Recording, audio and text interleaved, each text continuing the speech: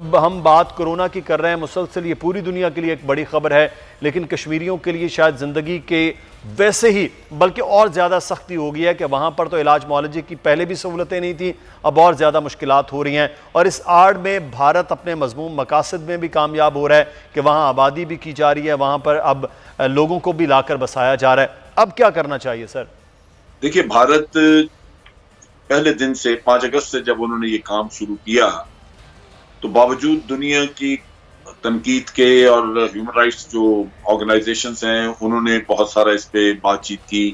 फिर United nation के secretary general मुख्तलिफ वक्तों पे करते रहे, यहाँ आए तो यहाँ भी पाकिस्तान में भी उन्होंने बयान दिए। लेकिन भारत में एक ऐसा वज़ीर आज़म है जो टस से मस नहीं हुआ, वो उससे उसी रविश पे कायम रहा।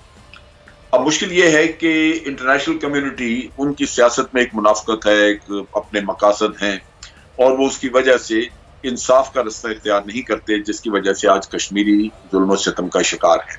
अब इसमें मैं समझता हूँ कुछ हमारी भी कमजोरी है कि पाकिस्तान शायद उतनी शद्दुमत से, उतने जबरदस्त तरीके से, उतने एक मुहिम के तौर पे हम भी उनकी वकालत नहीं करते, उनकी मुश्किलात और उनके ऊपर ढाए जाने वाले जो जुल्म हैं, जो लाकानूनियत का दौर है वहां पे, वो हम अक़वाम आलम के सामने रखते नहीं।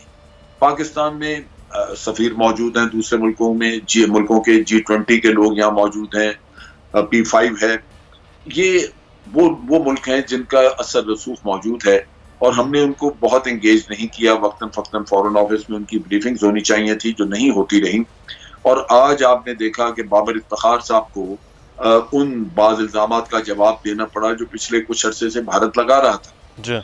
ये चीज फॉरेन ऑफिस को भी करनी चाहिए थी, क्योंकि भारत जो इल्जाम आयद कर रहा है वो ना सिर्फ पाकिस्तान के लिए बदनामी का बायस बन रहे हैं, एक गलतफहमी पाकिस्तान के बारे में पैदा कर रहे हैं, बल्कि पाकिस्तान का रवैया यूं जाहिर किया जाता है भारत के ज़बानी जैसे पाकिस्तान को मुजरमाना हरकत कर रहा है। सही। जैसे कश्मीर में जद्दोजहद आज़ादी है और आपने पिछले 8-9 महीने से लोगों को कैद करके रखा हुआ है, तो लोग अगर वहां पे आज रिटेलिएट कर रहे हैं तो इसमें कसूर तो भारत का है कि जो जुल्म सितम वो कर रहा है, उसके जवाब में लोग जो है वो बेचारे दीवार से लगा दिए गए हैं।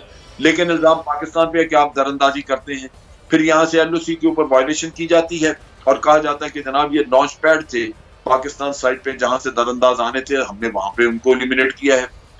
ये चीजें वो हैं जो कि हमने आगे भी गैर मुल्की सफीरों को दिखाई हैं, लेकिन हर दफा ये झूठा प्रोपेगेंडा जब होता है तो हमें उसको काउंटर करने का अरेंजमेंट करना चाहिए, बड़ा फौरी तौर पे काउंटर करना चाहिए, उसके लिए जराए मौजूद है। इसी तरह आप देखिए कि नेपाल के रास्ते उन्होंने कहा कि जनाब यहाँ से पाकिस्तानी जो कि बीमार हैं, जिनको कोरोना वायरस की इन्फेक्शन है, वो यहाँ से भेजे जा रहे हैं ताकि यहाँ इन्फेक्शन फैले। यानी इतना मज़ाक का खेज इल्जाम कि जो बेचारा खुद इन्फेक्टेड है वो अस्पताल में जाएगा इलाज के लिए या वो भारत फैलाने के लिए जाएगा इतने लंबा सफर तय करके।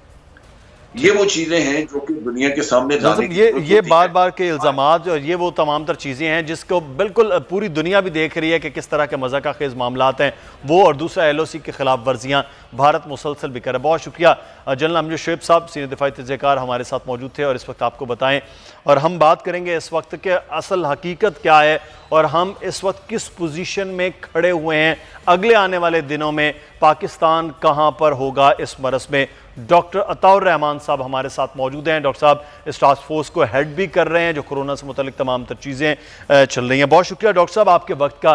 सर आपने चंद दिन पहले भी हमारे प्रोग्राम में ये बात की कि हमारे पास टेस्टिंग जो कैपेसिटी है वो कम है, उसको बेहतर किया जा रहा है। आपने अपनी यूनिवर्सिटी से उठाकर इंडस हॉस्पिटल में भी कुछ मशीनें भिजवाई, वहाँ की कैपेसिटी बढ़ी। अब हम टेस्ट जैसे बड़े हैं हमारे पास मरीजों की तादाद बढ़ रही है, ये वाकई टेस्ट की बदौलत ही मरीजों का मालूम हो रहा है या हमारे अब बड़ी तेज़ी के साथ मरज भी फैल रहा है लोगों में? जी शुक्रिया, बिस्मिल्लाहिर्रहमानिर्रहीम।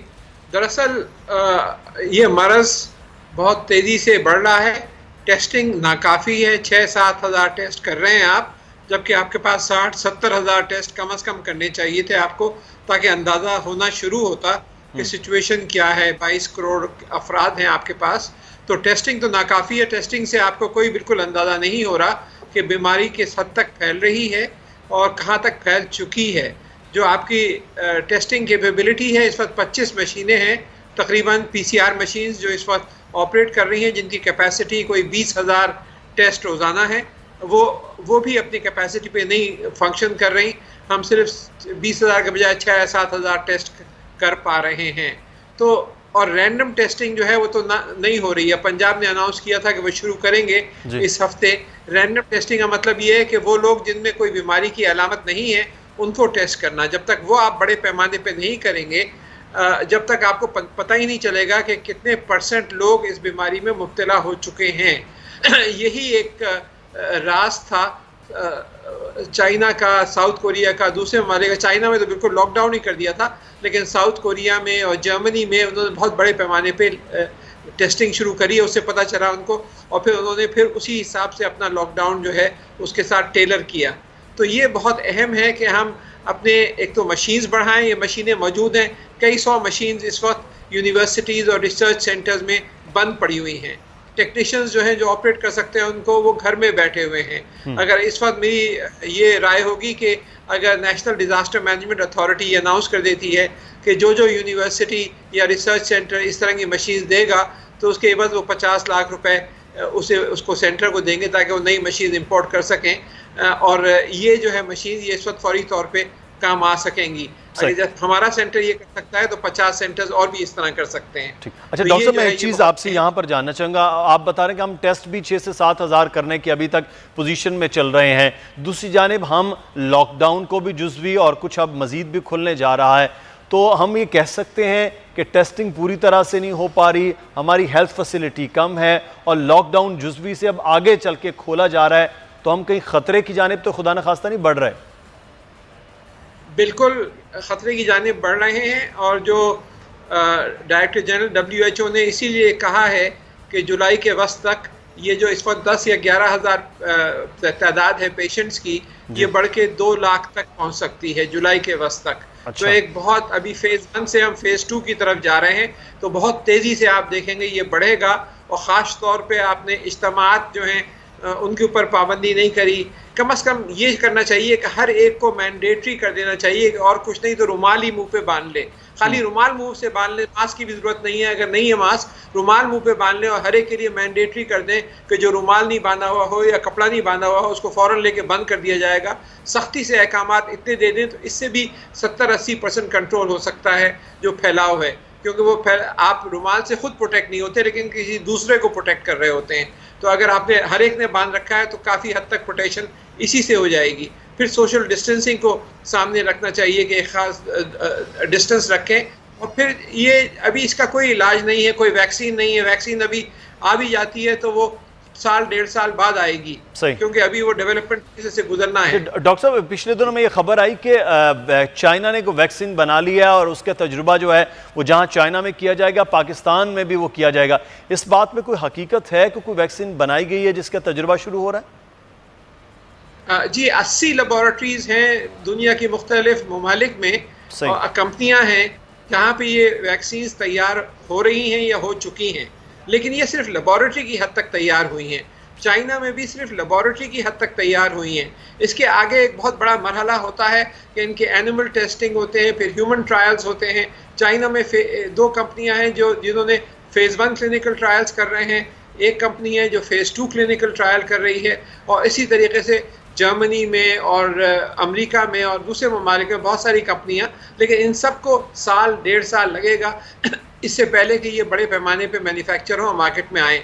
और ये सिर्फ आगे लोगों को इन्फेक्ट करने से रोकेंगी। जो ऑलरेडी बीमार हो चुके हैं उनका तो वैक्सीन इलाज नहीं होता, वो वैक्सीन तो उनके लिए बेकार है। जो नेक्स्ट वेव आएगी उनके लिए फ़ायदेमंद होगा। तो अभी वो फ़िलहाल हम ये वैक्सीन पर इन्हिसार नहीं कर सकते। हम सिर्फ यही हमारा इसका रास्ता है कि जो हुकूमत ने जो डायरेक्शंस दी हैं कि आप सोशल डिस्टेंसिंग रखें। और मैं ये ज़रूर कहूँगा कि इस वक्त जो national command and control and operation centre है जिसको हेड कर रहे हैं हमारे असद उमर साहब, और साथ के साथ उसमें प्रोविंशियल हेल्थ के मिनिस्टर्स भी हैं, आर्मी के लोग भी हैं, NDA में हैं, बहुत ही अच्छा काम कर रहा है और बहुत सुलझे हुए सोचे समझे तरीके से ये एडवाइस कर रहे हैं, और डे टू डे मॉनिटरिंग हो रही है। तो बहुत अच्छे हाथों में है इस वक्त। लेकिन आखिर ये सिर्फ एडवाइस कर सकते हैं। अमल करना जो है ये आवाम के ऊपर है, आपके ऊपर और मेरे ऊपर है। जब तक अगर हमने अमल नहीं किया तो फिर ये वही होगा कि 2 लाख जो कि WHO ने ख़तरा जाहिर किया है उस तक हम बंधेंगे, और आप रमज़ान के आखिर तक जो है ये आराम से 50, 60, 70, 80 हज़ार तक ये आराम से पहुँच